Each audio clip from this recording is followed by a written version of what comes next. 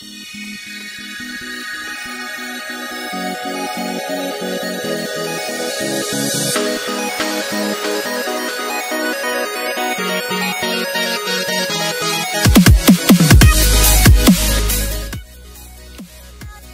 bonjour à toutes et toutes, on se retrouve aujourd'hui pour ce test vidéo du Meizu M2 Mini, donc un smartphone chinois considéré comme entrée de gamme. Donc voilà, on va durant ce test présenter sa boîte, ce qu'elle contient, les caractéristiques principales du mobile, ainsi que la présentation de l'interface du produit, mon avis d'utilisation au bout de 3 mois, et je vais vous dire si ça vaut le coup de l'acheter ou non. Donc on va tout de suite commencer par le contenu de la boîte. Donc on a une boîte très sobre avec l'inscription M2 ici. On a un liseré bleu sur tout le tour de la boîte, ainsi que l'inscription Meizu ici, donc le nom du constructeur. Donc quand on ouvre cette boîte, qu'est-ce qu'on a? Donc on a, hop, on ouvre.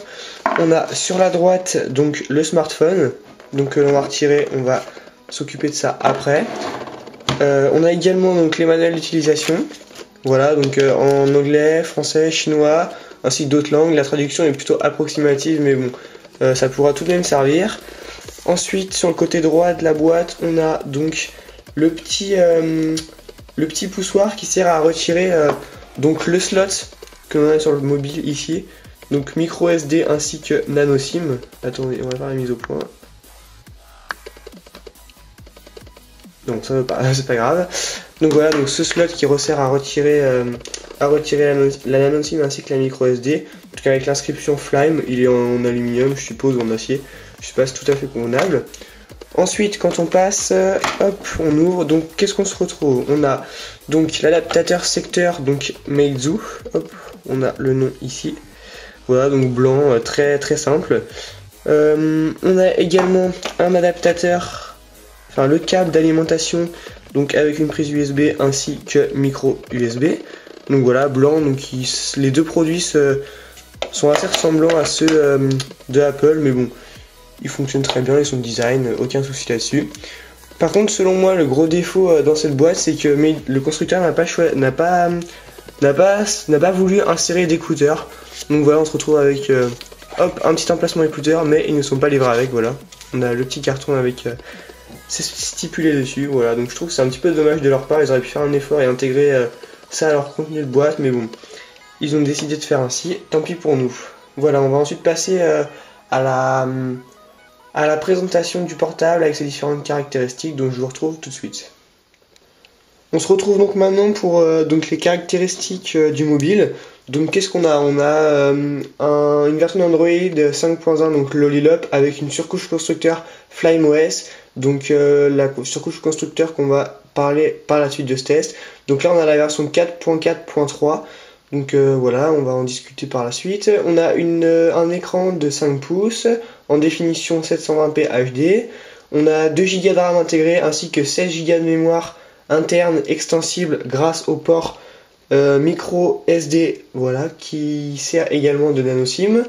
On a donc un appareil photo dorsal de 13 mégapixels qui provient, si je ne me trompe pas, de la marque Samsung, donc d'une qualité tout à fait bonne en haute luminosité. Après, en ce qui concerne la basse luminosité, on peut retrouver quelques grains.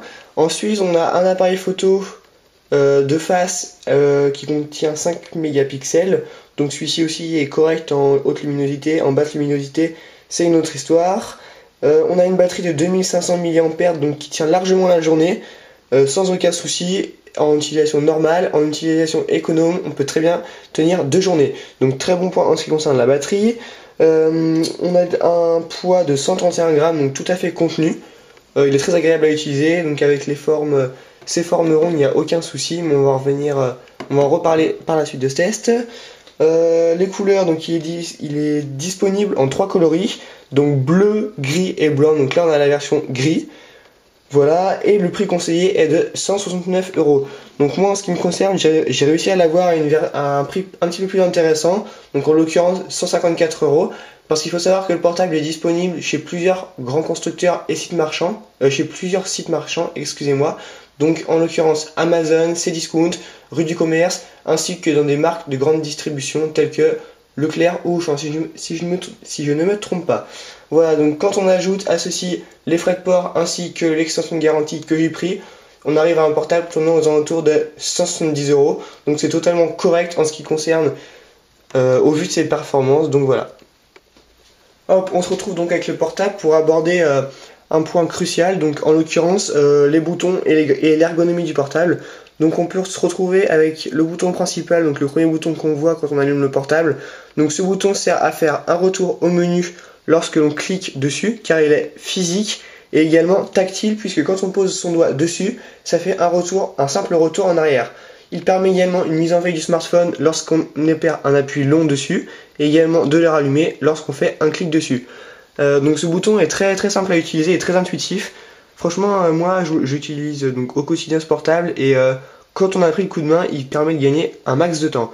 Sur la tranche droite du portable, on a donc le bouton marche-arrêt ici, ainsi que le bouton de volume que l'on trouve ici. Sur la tranche supérieure du portable, on a donc la prise jack 3.5 mm, excusez-moi, qui sert à relier les écouteurs ainsi que à une chaîne Wi-Fi ou autre. Sur le côté droit du smartphone, on a donc le slot micro SD ainsi que nano SIM.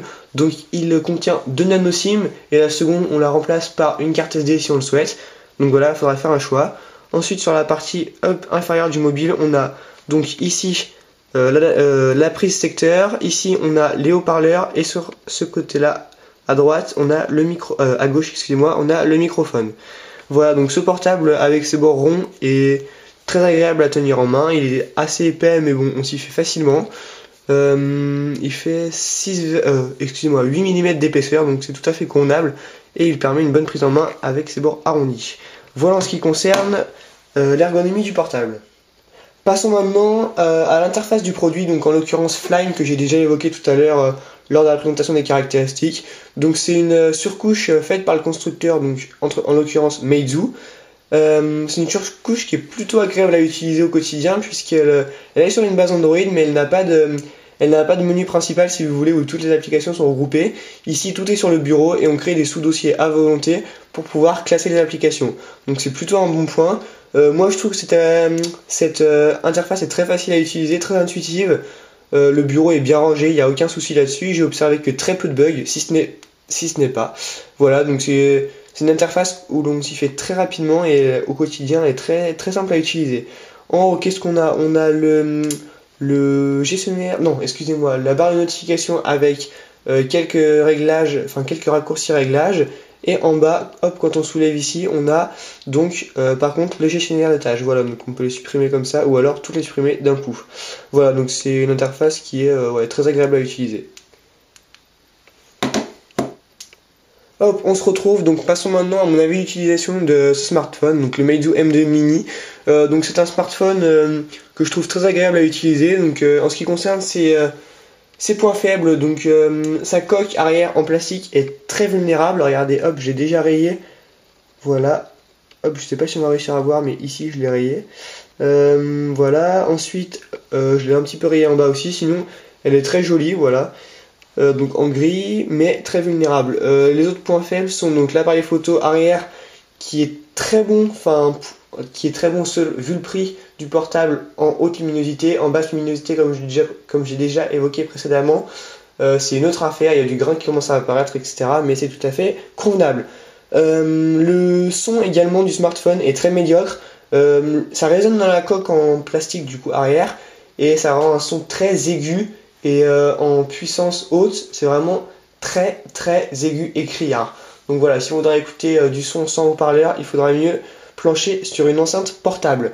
En ce qui concerne les points positifs de ce smartphone, donc le bouton physique et tactile qui est très appréciable, ainsi que la surcouche constructeur qui est également très bien.